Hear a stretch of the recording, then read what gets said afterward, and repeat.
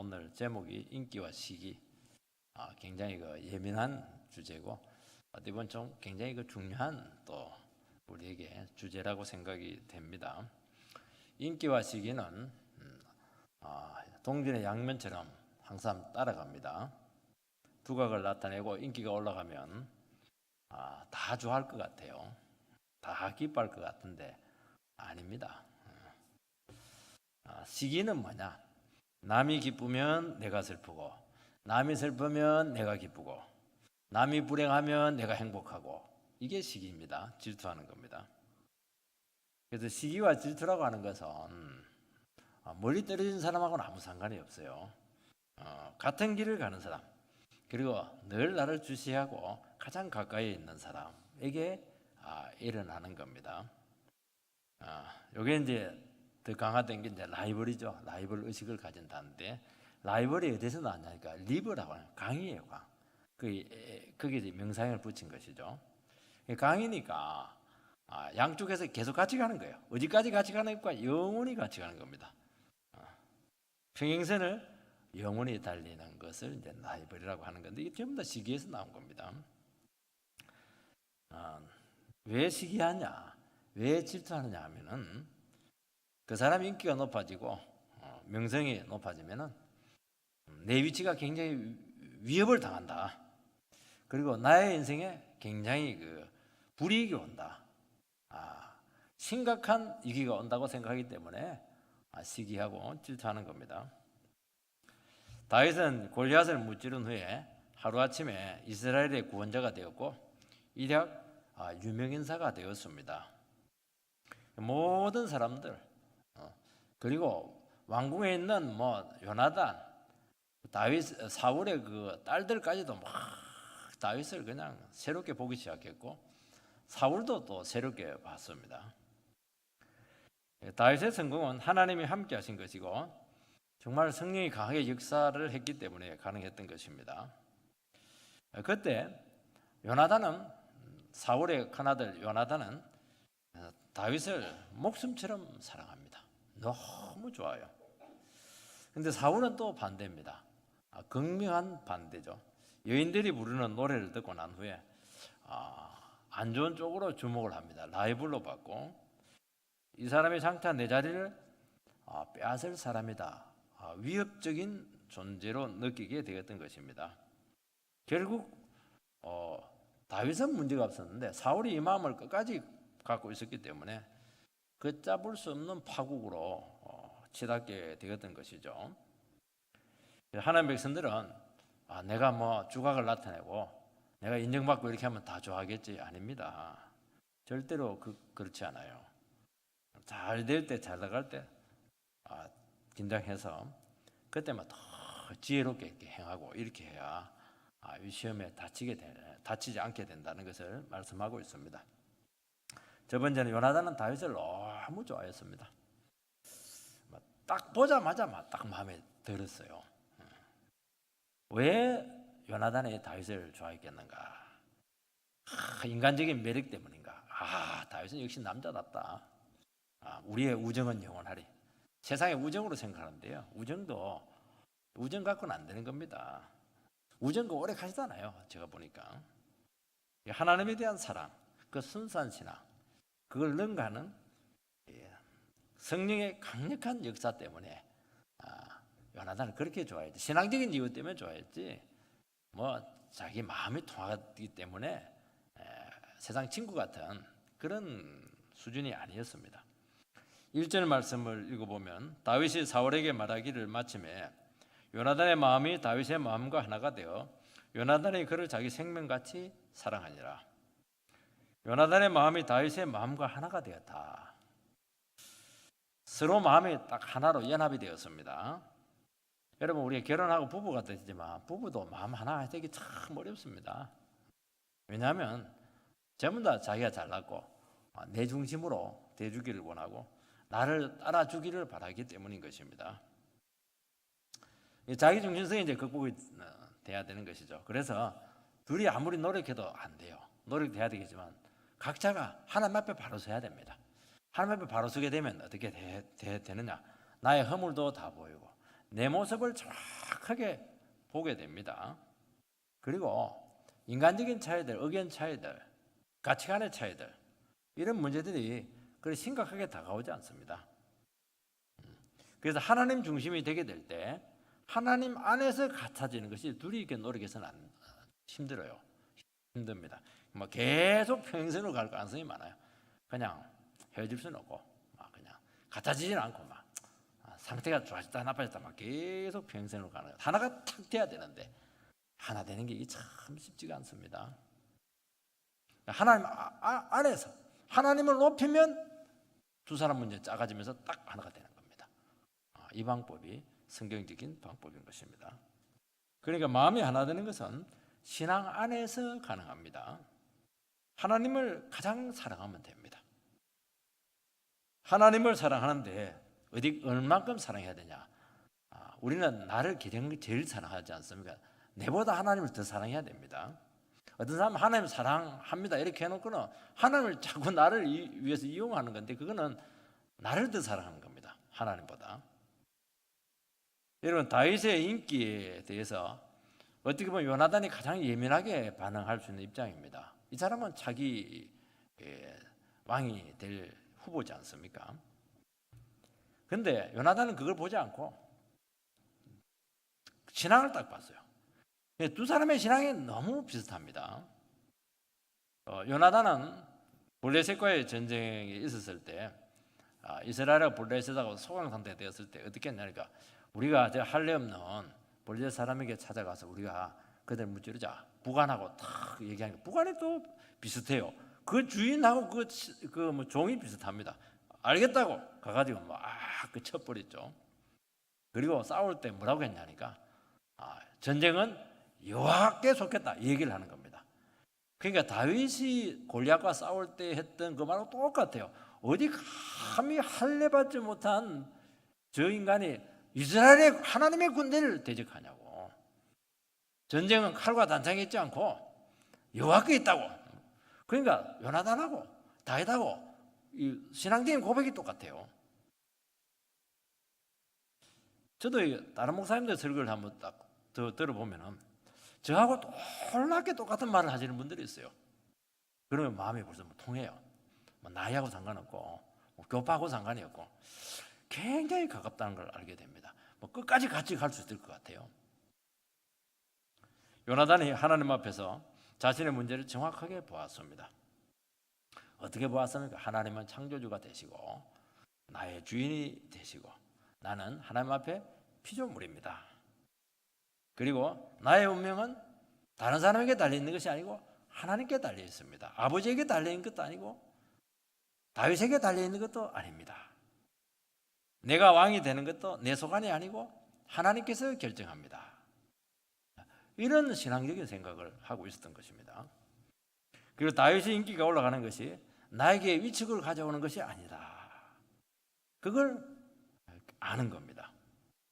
하나님께서 하시는 일이고 하나님께서 하시는 일이면 무조건 인정을 해야 되고 같이 기뻐하고 축복하고 도리어 고마워해야 된다는 겁니다. 나도 골리앗과 상대하지 못했는데 다윗이 와가지고 골리앗을 무찌렀으니까 우리도 못한 것을 다윗이 해주었단 말이야. 니까짓 게 뭔데? 이렇게 할 것이 아니고 참 고맙다. 너 정말 넌 나보다 훨씬 낫다. 나는 왕자지만 너는 목동이지만 영적으로 네가 훨씬 나보다 낫다. 참 그런 마음을 요나단이 가진 것입니다. 그렇게 하니까 다윗이 너무 소중하고 나도 참 소중한 겁니다. 시기를 하게 되면 다윗은 망해야 되고 나만 축복받아야 되는 겁니다. 그런 게 어디 있습니까? 그죠? 그래서 사울은 다윗의 인기가 있으면 반대했으면 내가 비참해진다 생각을 한 겁니다. 자기 삶에 하나님을 인정하고 사랑하지 않았기 때문인 것입니다. 그래서 자기 자신의 인생을 하나님 앞에 바라보게 될 때 우리는 어떻게 되느냐? 그 사람의 상태와 상관없이 자유할 수가 있습니다. 그 사람이 슬프면 나도 슬프고 그 사람이 행복하면 나도 행복하고 그래서 우리가 다른 사람과의 관계를 통해서 나의 영적인 상태를 확인할 수가 있는 겁니다. 그리고 자기 자신의 그 상태를 정확하게 볼 수가 있습니다. 서로를 인정할 수 있게 되고 이웃의 기쁨을 같이 누릴 수가 있는 것입니다. 그리고 각자 하나님 앞에서 열심히 주님 한 번 바라보고 참 열심히 살아가고 있다는 것을 알게 되면서 한 사람 한 사람들이 참 귀하다는 것을 알게 됩니다. 나만 믿음으로 사는 게 아닙니다. 각자 정말 하나님 앞에서 바로 살기 위해서 주님 앞에 정말 상 받기 위해서 그렇게 열심히 살아가는 겁니다. 그래서 비교할 필요가 없는 겁니다. 또 그리고 나도 주님 앞에서 참 열심히 살아가야 되기 때문에 뭐 다른 데 신경 쓸 틈이 없는 거예요. 주님께서 나에게 주신 것만 해도 감당이 힘든 것입니다. 하나님 관계가 안 좋으니까 이런 것들이 전혀 감이 오지가 않는 것입니다. 여러분, 하나님은 어떤 분이냐면 다른 사람의 불행을 통해서 우리를 행복하게 하시는 분이 아닙니다. 세상은 그런 게 참 많아요. 다른 사람들이 떨어지면 내가 합격을 하는 경우가 많습니다. 하나님은 그러지 않아요. 하나님은 절대로 개별적으로 우리를 다 사랑하십니다. 우리에게 너무 맞다. 하나님 너무 커지기 때문이에요. 모두를 복되게 한다는 것입니다. 그래서 여러분들이 절대로 신앙생활할 때 제일 위험한 것이 사람을 상대하지 않아야 되는 것입니다. 친구 아무도 없어도 돼요. 주님이 나의 친구라고 하지 않았습니까? 어떻게 부모가 없는 경우도 불행하겠지만은 내가 너의 아버지라고 하지 않았습니까? 그러니까 어떻게 보면 하나님 한 분만으로 만족할 수가 있는 것입니다. 그리고 모두를 복되게 하신다는 것입니다. 요나단은 다윗과 마음이 하나가 되었을 뿐만 아니라 자기 생명처럼 사랑했습니다. 이 결혼 생활을 이렇게 하다 보면은 좋죠. 참 좋고 기쁘고 행복하고. 근데 나이가 들고 믿음 안에서 같이 이렇게 가보면 배우자가 참 생명처럼 사랑스럽습니다. 단순히 마음이 통하고 같이 살아가는 친구 관계를 넘어서게 된다는 것입니다. 생명처럼 사랑했다 한다는 말은 무슨 말이냐니까 상대가 없으면 자기 자신은 못 산다는 겁니다.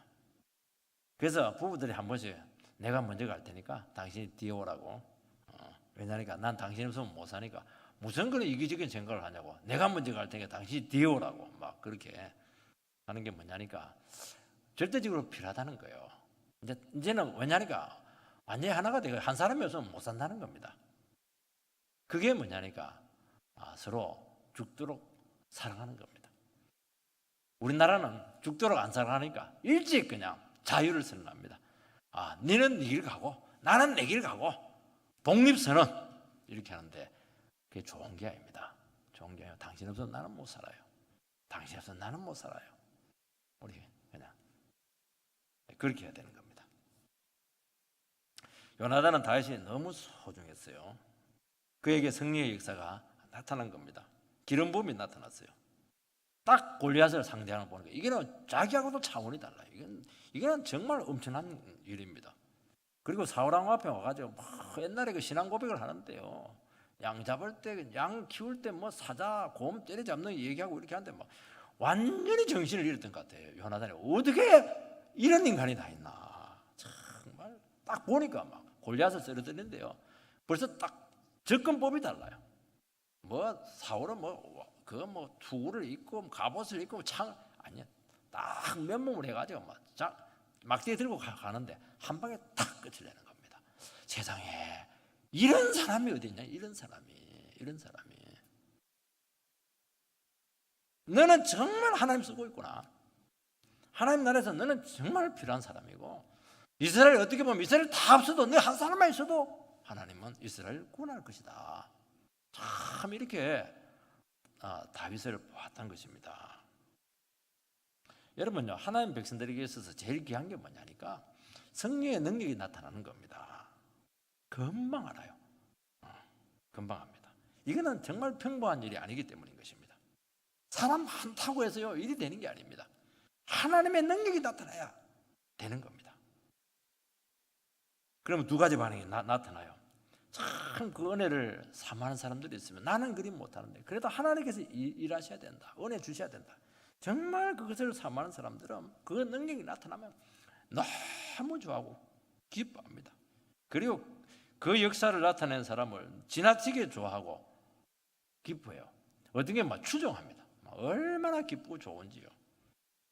반면에 승리의 역사를 잘 모르는 사람은 시기하고 비방하고 흠집을 내리고 하고 이렇게 하는 것입니다. 하나님의 백성은요, 승리의 역사, 이 부흥에 늘 목말라 있습니다. 나는 못 살아도 누군가는 이 하나님 나를 짊어지고 가야 된다. 나는 설교를 못해도 누군가는 와가지고 이 교회를 살려야 된다. 참 이런 뜨거운 마음들이 있는 겁니다. 그것도 기도해요. 근데 그런 사람이 탁 나타났을 때 정말 가슴이 터지는 역사가 나타나는 것입니다. 너무너무 기쁘죠. 그리고 왜 기쁘냐니까 이런 능력이 한번 나타나면 한 번으로 끝나지 않아요. 이 사람을 통해서 계속 그냥 능력이 터져 나온다는 것을 알기 때문에 이 사람 벌써 승리에 사로잡혔다는 걸 알게 되는 겁니다. 그러니까 이 사람을 소중하게 여기지 않을 수가 없는 겁니다. 거기서 내가 너를 위해서 뭘 도와줄까? 나는 너와 같이 가고 싶다. 그러면서 큰 마음을 같이 함께하는 것입니다. 2절에서 4절 말씀을 보면 그날에 사울은 다윗을 머무르게 하고 그의 아버지의 집으로 다시 돌아가기를 허락하지 아니하였고 요나단은 다윗을 자기 생명같이 사랑하여 더불어 언약을 맺었으며 요나단이 자기가 입었던 겉옷을 벗어 다윗에게 주었고 자기의 군복과 칼과 활과 띠도 그리하였더라. 요나단은 다윗을 붙잡고 이제 집에 가지 말자. 우리 양구에 같이 살자. 우리 집 많다. 그냥 같이 하나님 나라를 세우자. 그리고 다윗을 생명처럼 사랑한 것은 너를 통해서 계속 승리의 의사가 나타나야 된다. 이것이 이스라엘을 살릴 수 있는 길이다. 네가 소망이다. 우리 같이 끝까지 하자. 언약을 맺는데 의형제 같은 것과 같은 것입니다. 언약을 삼국지에 보면 유비, 관우, 장비, 도운결이 같은 그런 모습이죠. 세상적이지는 않아요. 그 말은 뭐냐니까 너의 능력이 계속 나타나고 있는데 내가 끝까지 너를 도와서 주의 일을 함께 하겠다. 마음을 같이 하겠다는 겁니다. 그리고 너의 죽음은 나의 죽음이고 너의 위험은 나의 위험이다.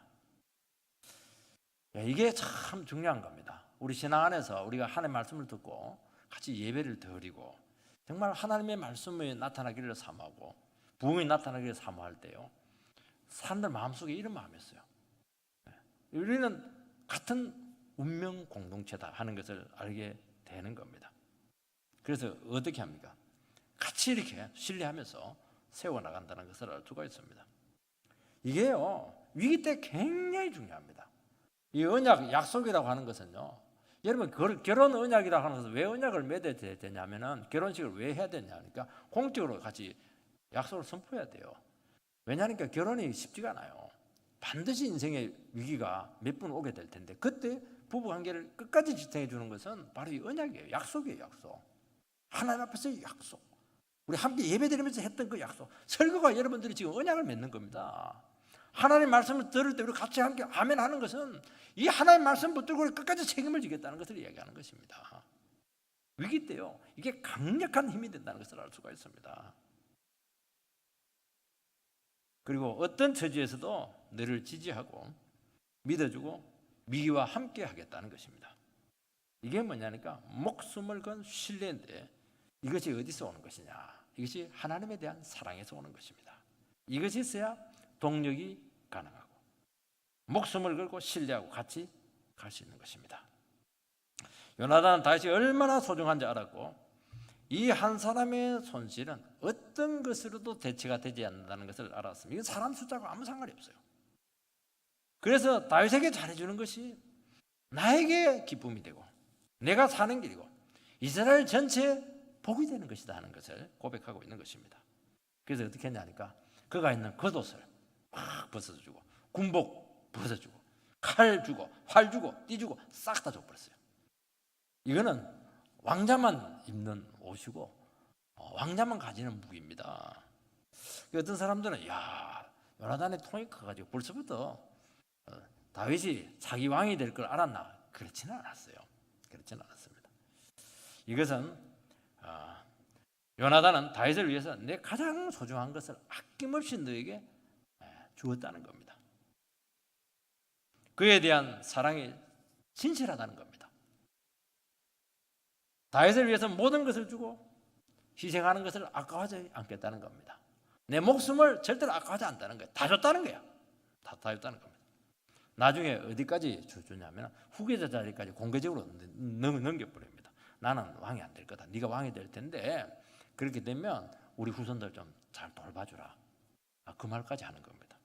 이 정도가 돼야 돼요. 이렇게 되니까 딱 하나가 되는 겁니다.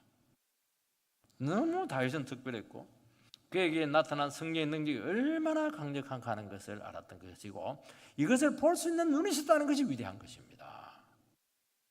여러분 세례 요한에 대해서 위대한 것은 늘 얘기하지 않습니까? 세례 요한의 설교 잘한 거 아니에요. 그것도 위대하지만요. 주님 앞에서 나는 신들매 풀기도 감당치 못한다. 그는 흥해야 되고 나는 망해야 되겠다. 이 주님을 볼 수 있는 눈이 있었다는 것을 알 수가 있는 것입니다. 이게 위대한 것이죠. 이게 위대한 거예요. 우리는 서로에 대해서 볼 수 있는 눈이 있어야 되는 겁니다. 그게 위대한 겁니다. 두 번째는 사울의 시기심입니다.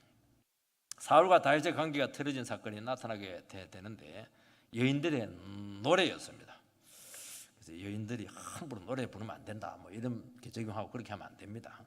7절 8절 말씀 읽어보면 여인들이 놀며 노래하여 이르되 사울이 죽인 자는 천천히요 다윗은 만만이로다 한지라 사울이 그 말에 불쾌하여 심히 노하여 이르되 다윗에게는 만만을 돌리고 내게선 천천만 돌리니 그가 더 얻을 것이 나라 말고 무엇이냐고. 이 사울의 질투심이 전혀 엉뚱한 곳에서 지금 터집니다.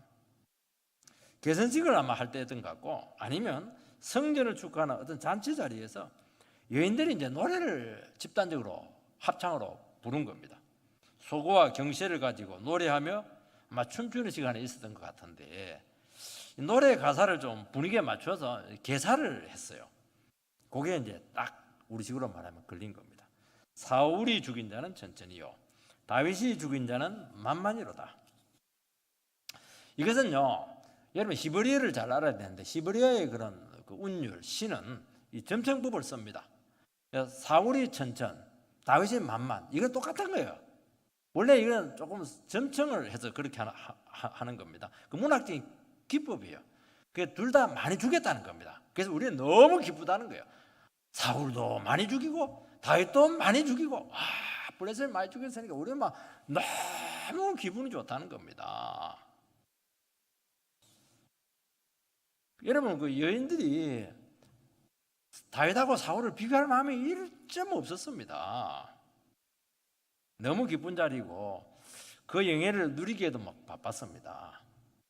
또 이 노래라는 게 또 보면요 좀 이게 부풀려지는 게 많아요. 감정이 막 감정을 좀 부풀리게 합니다.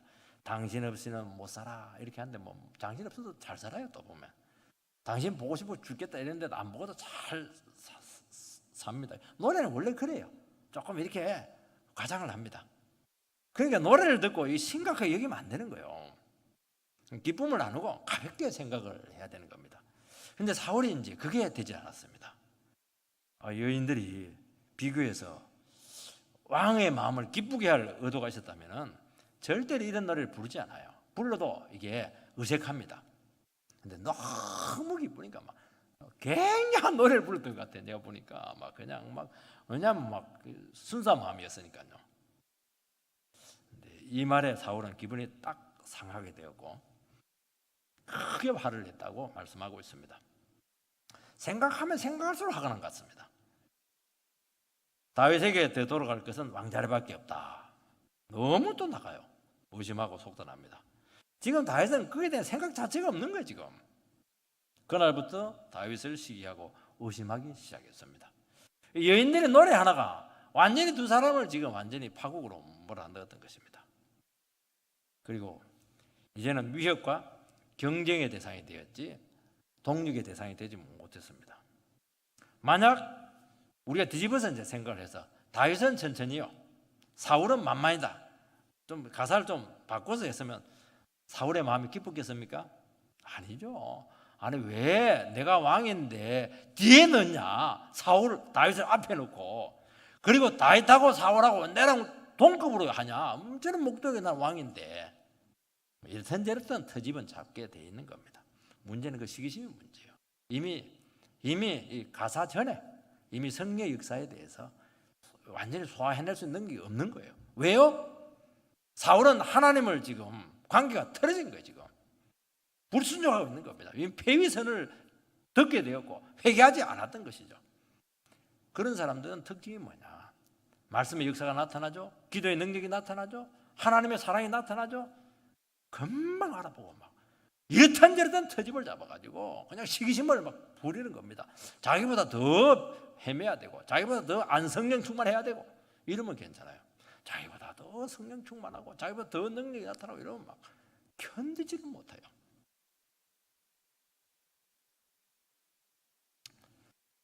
그래서 생각해서는 안 될 한계를 넘어간 게 된 것입니다. 다윗은 사울을 제거하고 왕이 될 마음이 없습니다. 또 그럴 수 있는 처지도 아닙니다. 왕이 되더라도 기름을 부었기 때문에 왕이 되더라도 그건 하나님의 섭리의 손길에 의해서 된다는 것입니다. 정말 다윗은 어떤 생각을 했겠습니까? 지금 살아있는 왕이 있습니다. 자기는 어떻게 하든지 사울 왕을 잘 도와서 하나님 나라를 세우는 것입니다. 그렇게 하다가 또 주님의 섭리에서 되면 되는 것이고 또 안 되면 또 안 되는 겁니다. 안 돼도 괜찮은 겁니다. 뭐 기름 부었다고 뭐 다 되는 겁니까? 또 다른 길이 있을 수도 있는 것입니다. 여러분 사울은 누구보다 수고했습니다. 왕으로서 당연히 점수를 많이 받을 줄 알았습니다. 또 사울도 인간이기 때문에 기분이 나쁘고 또 살짝 맛이 가고 시기가 날 수가 있습니다. 그런데 그것을 절대로 오래 간직하지 않아야 한다는 것입니다. 그리고 또 뭐 마음을 넓혀가지고 뭐 신하지만은 부하지만은 뭐 이 순간에 너에게 능력이 많이 나타날 수 있다 인정을 하면 또 자기의 은혜가 회복이 되는 겁니다. 그리고 그 사람에게 대해서 굉장히 자유해지게 되는 겁니다. 사울은 끝까지 마음을 풀지 않게 되었고 다윗을 미워하고 결국 적대적인 관계까지 파국으로 끌고 가게 되었던 것입니다. 여러분 진짜 훌륭한 왕은 어떤 왕입니까? 진짜 훌륭한 왕은 자기 혼자 똑똑한 게 아니에요. 자기는 평범해도 참모들, 신하들 똑똑한 사람 주면 그 사람이 위대한 왕입니다. 다윗 같은 사람 10명만 주십시오. 다윗 한 명 왔는데 저 한 명 안 됩니다. 하나님 10명만 주십시오. 이러면 하나님 너 됐다. 너 됐다. 야 그러면 하나님은 사울 축복하죠. 속이 변댕이를 가지고 그게 안 돼요. 신분상 비교가 안 되지만은 나는 너에게 영적으로 신앙적으로 내가 좀 딸린다. 부족을 인정하는 것이죠. 그리고 나는 능력이 이만큼밖에 안 줬으면 나는 이만큼만 내가 쓰임 받다가 천국 가겠다. 이러면 되는 거예요. 이러면 왕이라고 해서 자기가 다 인정받아야 됩니까? 자기가 다 능력을 발휘해야 되는 겁니까? 자기 중심이 돼야 되는 겁니까? 그건 아니거든요. 교만한 겁니다. 시기는 다른 사람과 비교해서 오는 것입니다. 남보다 자기가 못하다는 것입니다. 이 비교 대상이 극복이 안 되는 겁니다. 여러분, 자기가 극복이 되는 거면 이게 시기심이 안 됩니다. 외모 이거 극복이 안 됩니다. 재능 이것도 참 극복이 힘들어요. IQ 이것도 굉장히 극복이 힘듭니다. 그러니까 시기를 하는 겁니다. 극복이 되면 이게 시기하잖아요. 그런데 가장 극복이 안 되고 강력한 것이 은혜고 성령의 역사입니다. 이거는 인간이 노력한다고 되는 게 아닙니다. 이것은 진짜 하나님께서 주시는 능력이기 때문에 진짜 믿음이 있어야 되고 정말 주님을 가장 사랑해야 되는 것입니다. 이거는 세상에 있는 것과 비교할 수 없는 특별한 선물입니다. 하나님과의 관계가 나쁘면 이게 하나님의 성령에서 나타나면 굉장히 위협적이에요. 이게 하나님께서 나를 버리고, 왜냐하면 그 가치는 알거든요. 나를 버리고 저 험한 저 목동 저에게 그냥 하나님의 능력이 나타난다고. 나는 버리고 저 사람을 지금 쓰고 있는 거예요. 그러니까 두려운 것입니다. 모든 축복이 그 사람 영혼에게 넘어간다는 것을 본능적으로 안다는 겁니다. 그렇게 되면 어떻게 됩니까? 그건 하나님이 주신 충격이에요. 그렇게 하면 특단의 조치를 취해야 되는 겁니다. 저는 이걸 참 많이 느꼈습니다. 목회를 하면서 내가 주님과의 관계가 안 좋고 막 야망이 넘치고 내 속에 허물인데도 불구하고 뭐 끝까지 내 의지로 목회를 하려고 하고 그렇게 하면 하나님 그러면 그럴수록 나를 메마르게 했고 그러면 그럴수록 내 심령 가운데 두려움을 주었습니다. 그런데 뭐 전도사님이 설교를 했는데 막 전도사님한테 막 말씀의 능력이 팍 나타납니다. 그러면 막 충격이 돼요. 위협이 돼요. 하나님, 내 자리가 지금 거의 밀려났습니다. 그렇게 되면 그때 막 화를 팍 낼 가능성이 너무 많아요. 그렇게 또 많이 했죠. 그러면 그럴수록 영혼이 쪼그러드는 겁니다. 근데 막 인정하는 거죠. 하나님, 내가 그동안 교만했다고. 내가 저 전도사님보다 목사라는 직책만 내가 높은 것이지 전사님보다 내가 훨씬 부족한 사람이라고. 그리고 탁 고개를 숙여요. 그러면요, 놀라운 일이 생깁니다. 놀라운 일이 생겨요. 하나님 나와 함께 하십니다. 그때부터 시작을 해요.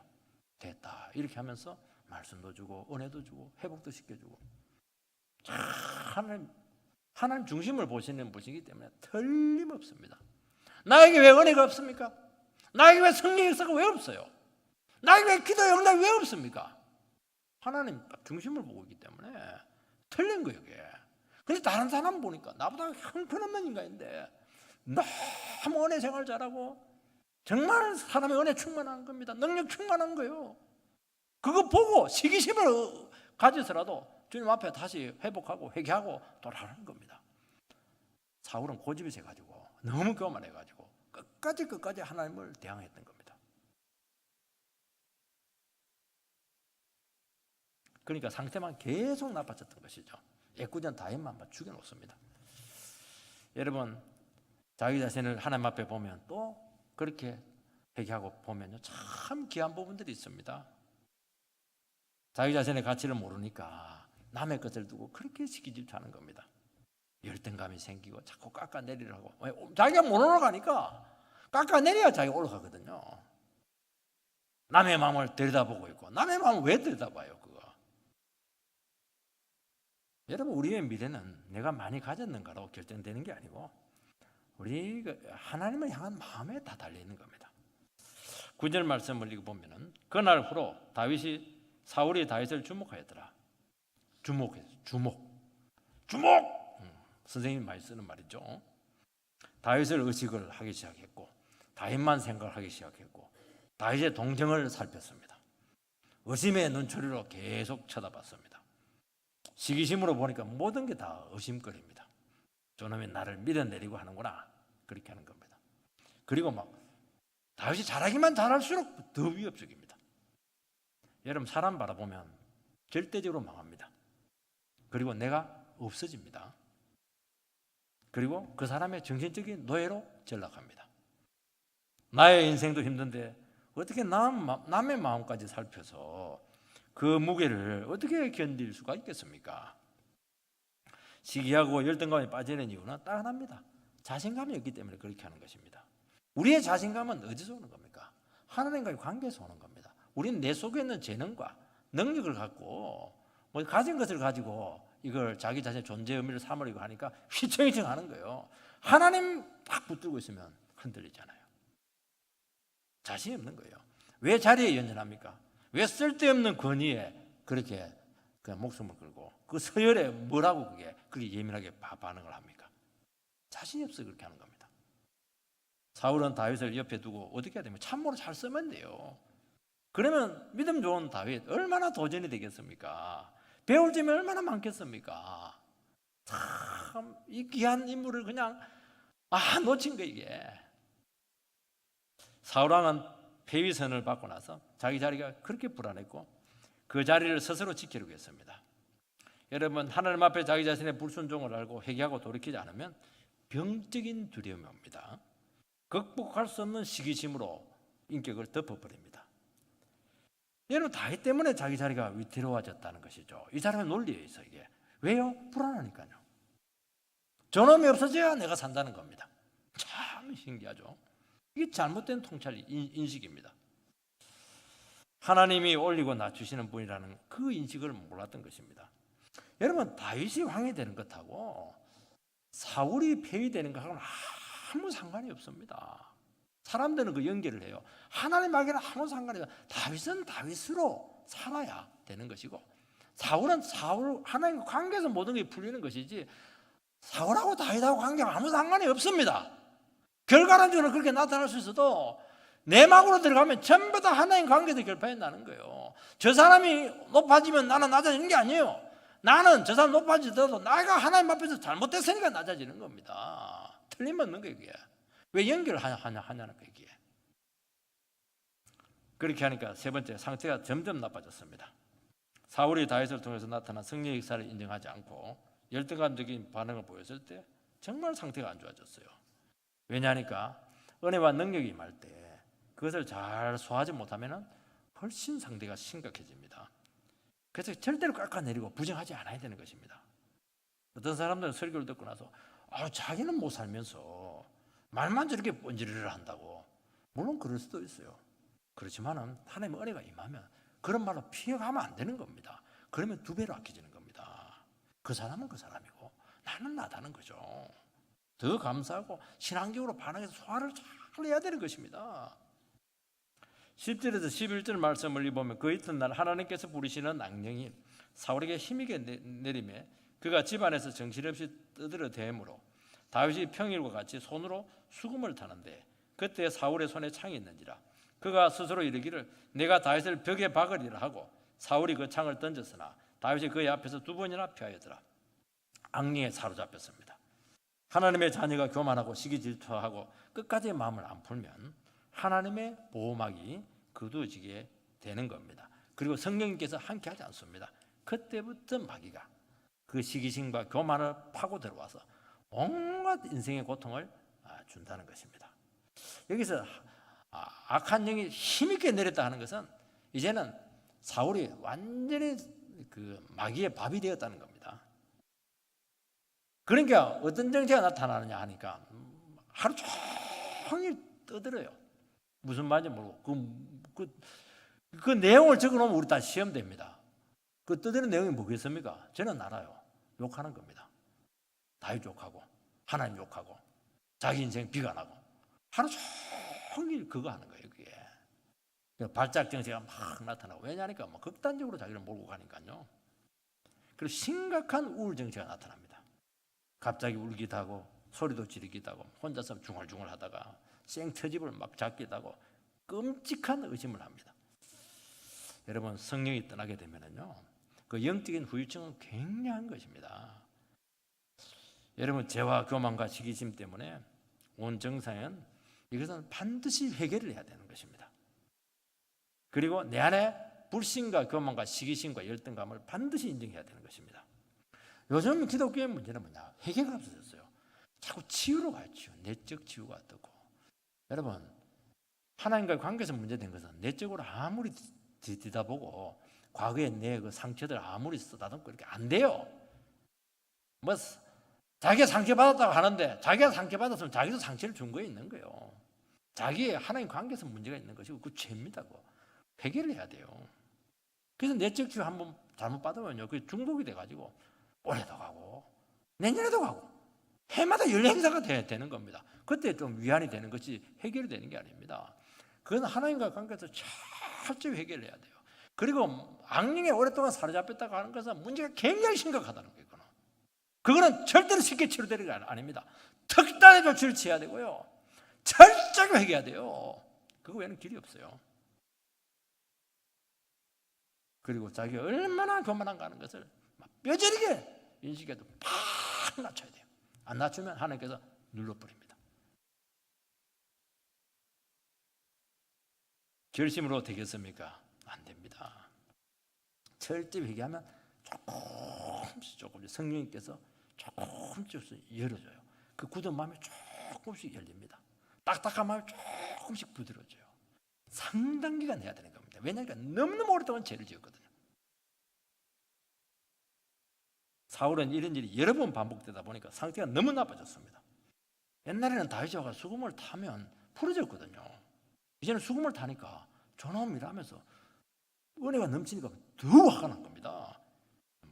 그냥 창을 두 번이나 던져버렸어요. 얼마나 세게 던졌던지요. 사울이 다윗이 피했겠죠. 벽에다 꽂혀버렸어요. 되게 튕겨나가는데 얼마나 분노를 던졌던지 막 꽂혀버렸어요. 이게. 참 의도적으로 미워한 것입니다. 그가 스스로 이르기를 내가 다윗을 벽에 박으리라. 상태가 나빠지면 악한 생각들이 막 제지가 안 돼요.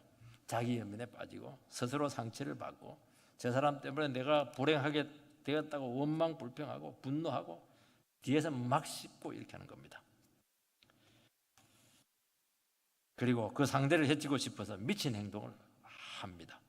그리고 왜 하나님 다윗을 주었냐고 하나님을 결국엔 원망하는 겁니다. 대개는 생각하다가 중단하는데 행동까지는 실행이 잘 안 되는 겁니다. 근데 사울은 얼마나 심각한지 이게 악한 생각을 행동으로 옮기는 겁니다. 이게 문제예요. 그거는 갈 때까지 갔다는 겁니다. 2번 던졌다. 창을 2번 던졌다. 이게 우연이 아니에요. 이거는 고의적인 겁니다.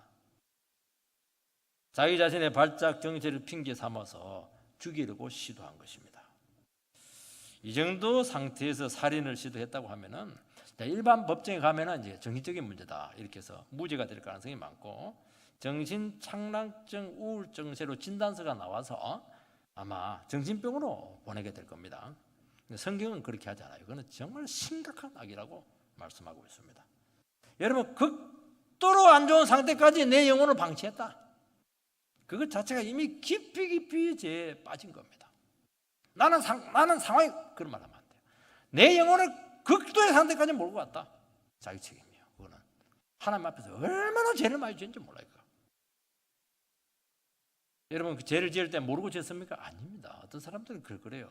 내가 술을 너무 많이 먹는 바람에 필름이 끊겼다 이렇게 하는데 기억이 나지 않는다 이렇게 하는데 그까지 간 상태가 이미 자기를 방치한 것이고 그것 자체가 이미 살인죄다고 말씀하고 있는 것입니다. 어떤 분들은 막 그냥 불뚝성결이 있어가지고 온갖 화를 다 내고 나는 뒤끝이 없다 이렇게 하는데 모르고 한 겁니까? 고의적으로 한 겁니다. 악한 것이라고 말씀하고 있는 것입니다. 이미 이 정도 반응했으면은 그 전에 수십 번 미워하고 마음으로 살인했다 하는 것을 알아야 되는 것입니다. 그래서 우리 절대로 그렇게 하면 안 돼요. 그러니까 참 다윗은 마음이 괴로웠어요. 그때 참 지혜롭게 잘 행해야 되는 겁니다. 절대로 터집지 않도록 다윗이 그렇게 이렇게 했는데도 결국에는 되지를 않아요. 우리가 이 세상 살아가면서 내 마음 같지가 않아요. 내가 은혜 받으면 다 되겠지. 그렇지가 않아요. 은혜 받으면 받을수록 능력이 나타나면 나타날수록 기도를 더 많이 해야 된다는 것을 말씀하고 있는 것입니다. 다윗이 지혜롭게 행했다고 하는 것은 머리를 썼다는 게 아니에요. 사울을 정말 배려했다는 겁니다. 나중에 터집이 안 잡히도록 어떻게 하든지 문제가 되지 않도록 눈치 보고 기도하고 이렇게 하면서 그 아슬아슬하게 살아갔다는 것을 이야기하는 것입니다. 다시는 우리가 넘어지지 않도록 정말 주님 앞에서 정말 우리 이런 현상 가운데 우리가 살아가고 있는데 이것을 인정하면서 잘 믿음으로 승리하게 되기를 주의 이름으로 축복합니다.